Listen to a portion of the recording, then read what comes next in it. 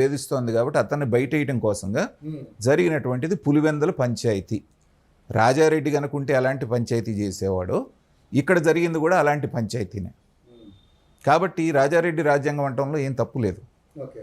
ఆ కేసును విత్డ్రా చేయాలి అంటే అసలు ఎప్పుడూ ఆంధ్ర రాష్ట్రం ఎలా ఉంటుందో కూడా తెలియనటువంటి ఒక అమ్మాయిని కొండపల్లిలో ఏదో ఒక 5 ఎకరాలు కొట్టేసిందని చెప్పేసిన ఫేక్ డాక్యుమెంట్తో ఒక కేసు పెట్టి, అసలు మనవాడు ట్రాక్ రికార్డు, మనవాడు ఈ పెట్టిన కుక్కల విద్యాసాగర్ భాగవతం అంతా ఫోటోలతో సహా మనం చూసాం. అంటే వైఎస్ఆర్సీపీలో నాయకులుగా ఉండాలి అంటే ఒక క్వాలిఫికేషన్ అనేది అది పెట్టేశారు. ఏదో ఒక సందర్భంలో ఆ ఫోటో ఆ రకంగా దిగాలి అనే మనిషికి అదొక ఫోటో ఒకటి రిలీజ్ అవ్వాలి. ఫోటో రిలీజ్ అంటే రవి గారు మీరు నాతోటి కూడా ఇలాంటి మాటలన్నీ మాట్లాడిస్తున్నారు. అంటే ఈ విషయం మీద వైఎస్ఆర్సీపీ అనే దానికి, అంటే వైఎస్ఆర్సీపీ అంటే యువజన శ్రామిక రైతు కాంగ్రెస్ పార్టీ కదా. దానికి మంచి అబ్రివేషన్ ఇచ్చారు ఎవరు, మన త్రిపురారి గారు.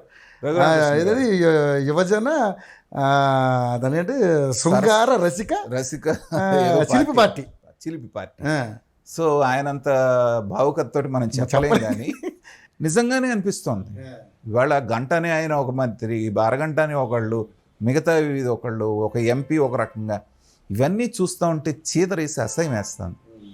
అలాంటి వాడు ఆ అమ్మాయిని అడ్డం పెట్టుకొని వాళ్ళకి కావాల్సిన, పోనీ ఆవిడని తీసుకొచ్చారంటే అర్థం ఉంది, వాళ్ళ ముసలి తల్లిదండ్రులని అందరినీ కలిపి తర్వాత 2వ తారీఖు తెల్లవారు ఉదయం 6 గంటలకు కేసు పెడతారంట. మధ్యాహ్నానికి ఏమో సెర్చ్ వారెంట్ తీసుకుంటారు మ్యాజిస్ట్రేట్ దగ్గర నుంచి, సాయంత్రం ఫ్లైట్ ఎక్కి బాంబే వెళ్ళిపోతారు. వెళ్ళిపోయి వాళ్ళని అక్కడ నుంచి లిఫ్ట్ చేసుకొని ఇల్లంతా చిందరవందర చేసి వీళ్ళకి కావాల్సిన డాక్యుమెంట్లు అన్నీ తీసుకొని బాంబే నుంచి వీళ్ళు కారులో తీసుకొచ్చారంటే అందుకు 3 రోజులు పట్టిందని 6వ తారీఖు నాడు ప్రొడ్యూస్ చేస్తారు. తిట్లు తిట్టింది ఆవిడ, జడ్జి బెయిల్ ఇచ్చిన ఆవిడ. బెయిల్ ఇచ్చిన వాళ్ళు ఎవరో జడ్జి ఉన్నారు కదా, పిచ్చి తిట్లు తిట్టారు.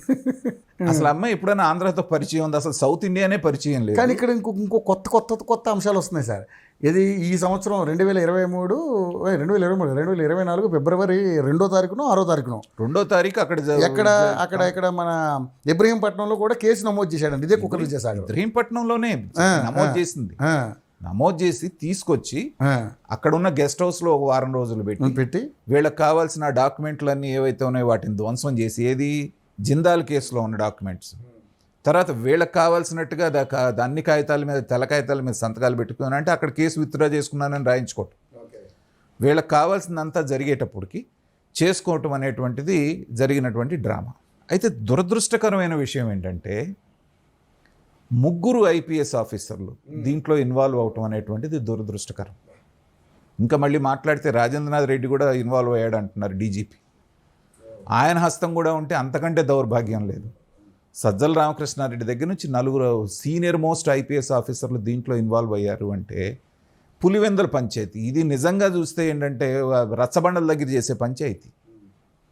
వాళ్ళ ఉద్దేశం ఏంటంటే జగన్మోహన్ రెడ్డి గారు ఇంకొక 20 సంవత్సరాల దాకా ఈయనే ముఖ్యమంత్రి, ప్రభుత్వం 30 సంవత్సరాలు మర్చిపోయి మళ్ళీ తగ్గిస్తారు మీరు. సో 30 సంవత్సరాలు ఆయన ముఖ్యమంత్రి కాబట్టి మనం ఏం ఆట ఆడినా సరిపోద్దని జగన్మోహన్ రెడ్డి గారు అంత బ్రహ్మాండంగా వీళ్ళందరినీ మభ్యపెట్టగలిగారు.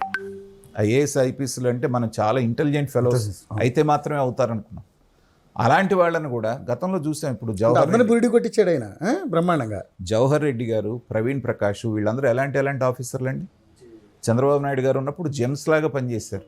అలాంటి వాళ్ళను కూడా భ్రష్టు పట్టించి వాళ్ళని ఒక రకంగా ఏంటంటే హిప్నటైజ్ చేశాడు.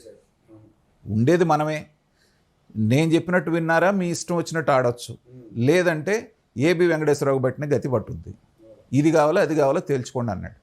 చచ్చినట్టు అందరూ కూడా ఈయన చెప్పినట్టుగా చేయటం మొదలుపెట్టారు. అజయ్ కల్లాం లాంటి సీనియర్ ఆఫీసర్ కూడా నిజంగా మొన్న ఎక్కడో ఇంటర్వ్యూ చూశాను, సెక్రటరేట్ అనేది రాష్ట్రానికి అవసరం లేదంట, రాజధాని అనేది అవసరం లేదంట. ఇలాంటి మాటలు అజయ్ కల్లాం లాంటి వ్యక్తి మాట్లాడుతున్నాడు అంటే జగన్మోహన్ రెడ్డి గారి ప్రభావం అంత సీనియర్ ఐఏఎస్ ఆఫీసర్ల మీద ఎంతగా ఉందనేది మీరు ఆలోచించుకోవచ్చు. అంతకుముందు మంత్రులు కూడా, ఎవరో మంత్రులు ఎమ్మెల్యేలు కూడా మాట్లాడారు కదా సార్, ఏంటది రాజధాని కూడిపెట్టేద్దా అని. వాళ్ళంటే ఓకే, అదే చెప్తున్నారు. రాజకీయ నాయకులు, ప్రజాప్రతినిధులే కదా సార్, వాళ్ళు కూడా అట్లా మాట్లాడకూడదు కదా. ప్రజాప్రతినిధులు ఈ క్వాలిఫికేషన్ ఎలా ఉన్నాయో మనం చూస్తున్నాం. వీళ్ళు ఐపీఎస్ రాజ్యాంగం మీద ప్రమాణం చేసి వచ్చినటువంటి వీళ్ళు కూడా అలా మాట్లాడడం, చట్టాలు చేయాల్సినటువంటి వీళ్ళు, చట్టాలు చేస్తే అమలు చేయవలసినటువంటి వీళ్ళు రాజకీయ నాయకులు ఏదన్నా తప్పు చేయబోతా ఉంటే ఇది తప్పు ఇది ఒప్పు అని చెప్పాల్సినటువంటి వీళ్ళు ఇంత మూర్ఖంగా సమర్థిస్తున్నారంటే ఇంకా వీళ్ళని మనం ఏమనాలి చెప్పండి. కాబట్టి ఆ కేసులో ఇంతమంది ఇన్వాల్వ్ అవటం ఐపీఎస్ ఆఫీసర్లు అనేటువంటిది రాష్ట్రానికి ఇప్పుడు అది జరిగిన తర్వాత నాకు అనిపిస్తుంది ఏంటంటే పొరపాటున ఇంకొక 5 సంవత్సరాలు కనుక మళ్ళీ జగన్మోహన్ రెడ్డి గారి వచ్చుంటే ఇక రాష్ట్ర పరిస్థితి ఎలా ఉందనేది తలుచుకుంటే వెన్నులో నుంచి వణకొస్తుంది. ఒకసారి ఇమాజిన్ చేసుకుంటేనే మనకు అంత భయం వేస్తుంది. ఏంటంటే ఎవరి ఆస్తి మీద ఎవరికి హక్కు ఉండేది కాదు.